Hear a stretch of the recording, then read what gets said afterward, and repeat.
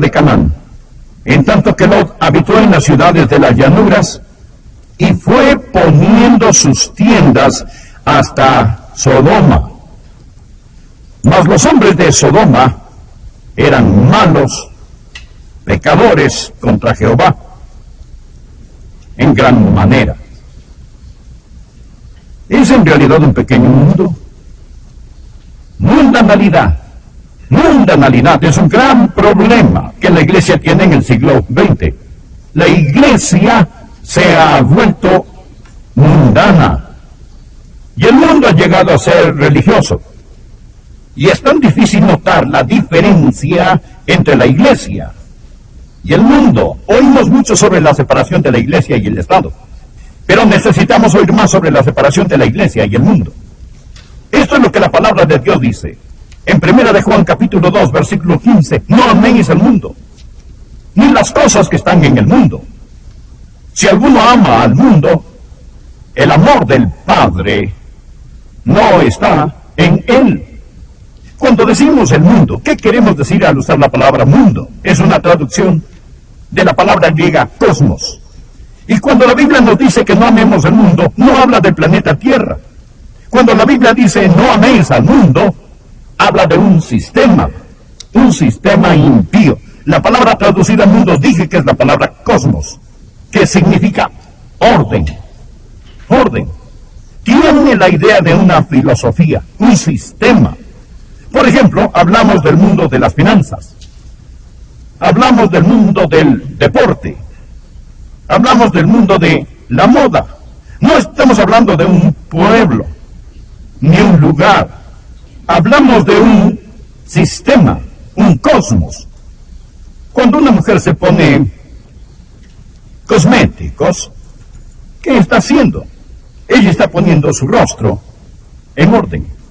Existe cierto sistema que la Biblia dice que nosotros que somos hijos de Dios no debemos amar. De hecho, debemos salirnos de este, como lo veremos claramente. Hubo un hombre que amó a Dios. Su nombre era Lot. Y este hombre trató de ser amigo del mundo y amigo de Dios al mismo tiempo. Y esto lo metió en tremendos problemas. Lo que sucedió fue esto, que Lot, quien era el sobrino de un hombre llamado Abraham, cuyo nombre en ese tiempo particular era Abraham, aún no había sido cambiado a Abraham. Lot y Abraham eran sobrino y tío. Ellos vivían en la tierra de Canaán, y allí se dio un altercado entre los pastores de Lot y los de Abraham. Abraham era el generoso tío rico, y le dijo a Lot, Lot, no debe existir ningún altercado entre nosotros. No solo somos parientes, sino que también somos parte de la familia de Dios. No debe haber altercado. Lot, tú simplemente escoge dónde te parezca mejor irte. Si tú te vas por aquí, yo me iré por allá. Si te vas al norte, yo me iré al sur. Si vas al este, yo al oeste. Escoge dónde te gustaría ir y vete. La Biblia nos dice que Lot fue poniendo su tienda hacia Sodoma. Bien, lo que sucedió fue que Lot fue seducido por este mundo. Este es el primer punto del mensaje. El mundo tiene sus cautivadoras persuasiones. Anótelo. El mundo tiene sus cautivadoras persuasiones.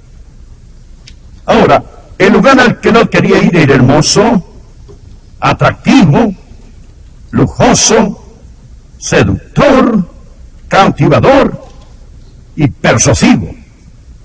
Pero Sodoma representaba todo lo que Dios odia, porque existía un pecado en Sodoma, que era el pecado de la homosexualidad, que es totalmente contrario a la palabra de Dios.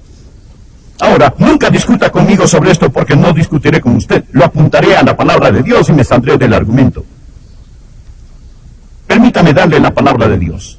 Levítico capítulo 18, versículo 22. No te echarás con varón como con mujer. Es abominación. Es abominación.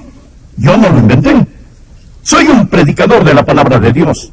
La discusión no es conmigo, no es con un bautista, es con la palabra de Dios por el sí o el no.